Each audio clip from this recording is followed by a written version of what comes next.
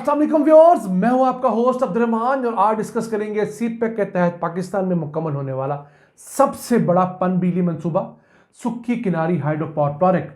China ने तो बनाकर मुकम्मल कर दिया है और उसके डैम में पानी भी भरना शुरू हो गया है, लेकिन बदकिस्मती से इस डैम से जो ट्रांसमिशन लाइन बिछनी थी जिसने पाकिस्तान को बिजली मुहैया करनी थी, हमारे इदारे 3 सालों के अंदर वो ट्रांसमिशन लाइन भी मुकम्मल ना कर सके।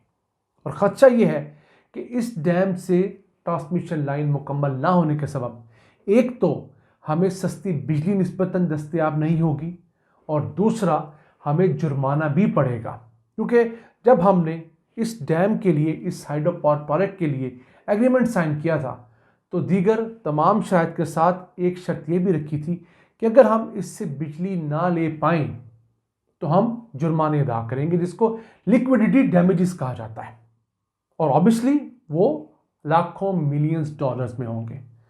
तो पाकिस्तानी जो इदारा है एनटीडीसी, उसने एक 75 किलोमीटर की ट्रांसमिशन लाइन बिछानी थी जो सुक्खी किनारी हाइड्रो पावर प्रोजेक्ट से लेकर नीलम झेलम हाइड्रो पावर प्रोजेक्ट के करीब तक थी।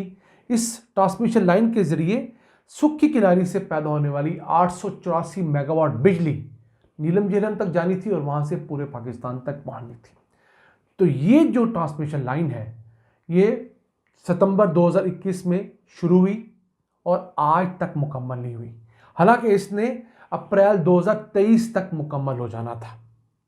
और जो कट ऑफ डेट लिखी होती है हर इस तरह के हाइड्रो पावर प्रोजेक्ट के अंदर, वो ये होती है कि इस तरह की ट्रांसमिशन लाइंस या इंटरकनेक्शन के जो स्टेशंस होते हैं वो प्रोजेक्ट के कंप्लीट होने से कम 240 दिन पहले मुकम्मल होने चाहिए, यानी 8 महीने पहले उन्हें मुकम्मल होना चाहिए। अब सुक्खी किनारी पावर प्रोजेक्ट से बिजली पैदा करने की जो डेडलाइन दे रखी है हुकूमत पाकिस्तान ने, वो है नवंबर 2024। उस हिसाब से हमारे पास अप्रैल 2024 के अंदर वो तमाम सेटअप लगा होना चाहिए था जिसके ज़रिए हमें ये बिजली हासिल हो सके। और बिजली भी थोड़ी नहीं है, ये प्रोजेक्ट चूँकि run of the year project है, एक साल के अंदर 3 अरब 20 करोड़ से ज़ायद बिजली की यूनिट्स सिस्टम में शामिल करेगा। इस पर 2 अरब डॉलर्स जो चाइनीज़ कंपनियां उन्होंने लगा दिए हैं, जबकि हमने 18 अरब रुपए की लागत से जो 75 किलोमीटर की ट्रांसमिशन लाइन बिछानी थी वो नहीं बिछी। इसी सिलसिले में जो सेक्रेटरी प्लानिंग कमीशन है उन्होंने ख़त लिखा है, जो कि सेक्रेटरी पावर है, और उनकी तवज्जो इस जानब मबजूल करवाई है कि फौरी तौर पर वो एक्शन लें और इन दोनों चीज़ों को कंप्लीट कराएं। एक तो इस ट्रांसमिशन लाइन को कंप्लीट करवाएं, दूसरा इंटरकनेक्शन फैसिलिटी जो है, जो ऐसे जोड़ होते हैं जहां से एक जगह एनर्जी ली जाती है दूसरी जगह पर दी जाती है, वो तमाम के तमाम सेटअप को कंप्लीट किया जाए ताकि नवंबर के महीने में जब यहाँ से प्रॉपर फुल फ्लेज बिजली आना शुरू हो तो पाकिस्तान को दस्तयाब भी हो। वैसे तो उम्मीद है 2-3 महीनों के अंदर इस प्रोजेक्ट से टेस्ट ट्रांसमिशन या टेस्ट के तौर पर बिजली की प्रोडक्शन शुरू हो जाएगी, लेकिन वो बिजली हमारे किसी काम की ऐसा नहीं आएगी। वो इस सेटअप को देखा जाएगा कि कितना लोड बर्दाश्त करता है और कितना बर्दाश्त नहीं करता।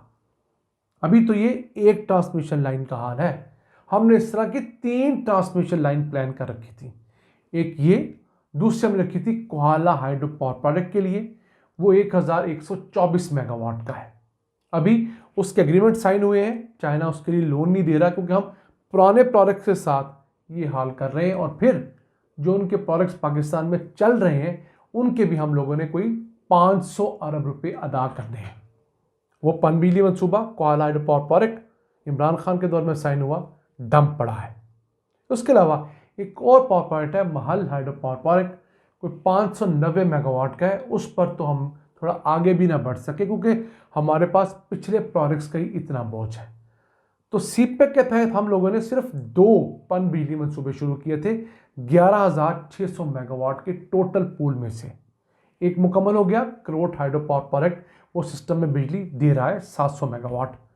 दूसरा मंसूबा है ये सुक्खी किनारी हाइड्रो पावर प्रोजेक्ट, ये 884 मेगावाट का है, और ये भी करीब 2 से 3 महीनों में इस पोजीशन में आ जाएगा कि इसकी टेस्टिंग और दीगर तमाम चीज़ें कर ली जाए। अब देखना यह है कि हमारी हुकूमत, हमारे हुक्काम इस तरफ कब तवज्जो मबज़ूल करते हैं। हमारे इस एपिसोड का मकसद यही है कि उन लोगों का ध्यान कुछ इस तरफ किया जाए कि जनाब ये काम भी बहुत ज़रूरी है मुल्क के लिए, क्योंकि 2 अरब डॉलर्स की आपने लोन या इन्वेस्टमेंट यहाँ कर ली है। अब हम इनसे बिजली लें या ना लें, अपनी हमाकतों के सबब या किसी और वजह से भी हमें इन्हें जुर्माने अदा करने पड़ेंगे। अब जो इदारा इस तमाम ट्रांसमिशन लाइन को बिछा रहा है, जो कि NTDC है, नेशनल ट्रांसमिशन डिस्पैच कंपनी, उसके 2 बहाने हैं कि एक जी मौसम बहुत ख़राब है और दूसरा वो ट्रेन बहुत मुश्किल है, पहाड़ी इलाका है। तो जनाब जहाँ डैम्स बनते हैं, हाइड्रो पावर प्रोजेक्ट बनते हैं, वो इलाके ऐसे ही हुआ करते हैं। कोई आपको चटियल मैदानों के अंदर हाइड्रो पावर प्रोजेक्ट लगाने के मौके नहीं मिलते इतने बड़े 884 मेगावाट के। और पाकिस्तान के इदारों में जो पहले ट्रांसमिशन लाइन बिछा रखी हैं, ये जो मेंटेन कर रखी हैं, वो भी इसी तरह के मुश्किल दुश्वार इलाकों के अंदर गुजर के ही बनाई गई थी। तो मैं समझता हूँ ये दोनों बहाने कोई ख़ास बहाने नहीं। अगर आपने एक स्टील मिल में जॉब की है और आपका काम ही लोहारों वाला है, तो आपको आग के सामने तो जाना पड़ेगा। ये बहाना तो नहीं हो सकता कि जनाब क्योंकि आग के सामने काम करना पड़ता है तो इसलिए काम डिले का शिकार हुआ। एक तनूर वाला जो रोटियां लगाता है, वो ये बहाना लगाया कि रोटियां इसलिए स्लो लग रही हैं क्योंकि गर्मी बहुत है, तो उसका काम वो है, उसकी चॉइस वो है। तो हम लोग जो आप लोगों को सैलरीज देते हैं, NTDC वालों को, बाकी इदारों को, इसी वजह से सैलरीज दी जाती है कि आप बाई चॉइस इस फील्ड में आए होते हैं, आपने वो काम करना होता है। वो मुश्किल हो, बारिशें हो, सैलाब हो, वहाँ पे बर्फ़बारी हो, वहाँ पे हालात ख़राब हो, तो आपने वो काम करना है। कितने कितने बड़े प्रोजेक्ट इस मुल्क में इन छोटी छोटी मुख्तलिफ कमियों कोताहियों की वजह से रुक जाते हैं। एक प्रोजेक्ट जो कि तकरीबन 550 अरब रुपए का है, वो किस वजह से डिले का शिकार नजर आ रहा है? 18 अरब रुपए के उस मंसूबे की वजह से जिसने उस प्रोजेक्ट से बिजली लेकर पाकिस्तान के नेशनल ग्रिड को देनी है। अब ये बिजली 8.8 सेंट की है, यानी कि US डॉलर्स के अंदर जो सेंट होते हैं 8 पैसे, तो समझ लीजिए 8.8 पैसे हैं US डॉलर्स में। पाकिस्तानी रुपयों में तकरीबन 25 रुपये बनते हैं। इस पर कुछ टैक्सेस डाल लीजिए, बाकी जो नुकसान डाल लीजिए, हमें 30 रुपये फी यूनिट की बिजली पड़ेगी।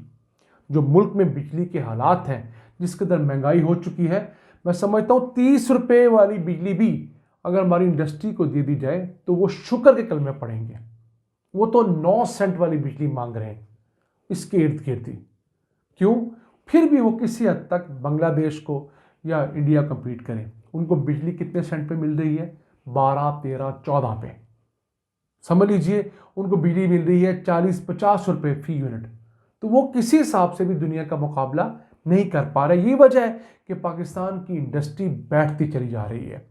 हमारी एक्सपोर्ट्स बजाय बढ़ने के अब से 2-3 साल पहले पोजीशन पे जाकर खड़ी हो गई हैं।